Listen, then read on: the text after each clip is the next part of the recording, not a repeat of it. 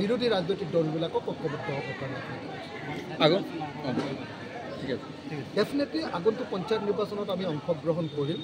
আমি বাৰম্বাৰ কংগ্ৰেছ দলক কৈ আছোঁ যে পঞ্চায়ত নিৰ্বাচনটো একেলগে খেলিব লাগে।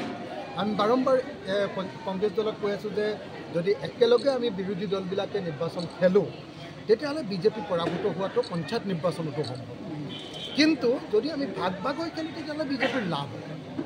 আৰু যদি আমি পঞ্চায়ত নিৰ্বাচনত ঐক্যবদ্ধভাৱে বিৰোধী দলবিলাকে একেলগে খেলোঁ তেতিয়াহ'লে 2026 কাৰণে আমাৰ গ্ৰাছৰুটত তৃণমূল পৰ্যায়ত আমাৰ একতা বৃদ্ধি হ'ব আৰু 26ত আমি বিজেপিক হৰুৱাটো কনফাৰ্ম হৈ যাব। সেইকাৰণে কংগ্ৰেছক এই কথা কৈ আছোঁ, কিন্তু কংগ্ৰেছে বিভিন্ন ধৰণে অজুহাত উলিয়াই পঞ্চায়ত নিৰ্বাচনটো অকলে খেলিবৰ কাৰণে, অকল নিজৰ শক্তি বৃদ্ধি কৰিবৰ কাৰণে চেষ্টা কৰিছে।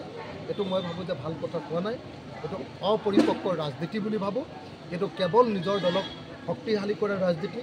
প্ৰশ্নটো এইটোহে যে 2026 চনত বিজেপিক পৰাভূত কৰিব লাগিব নে 2026 চনত অকল নিজৰ সংগঠন বৃদ্ধি কৰিব লাগিব।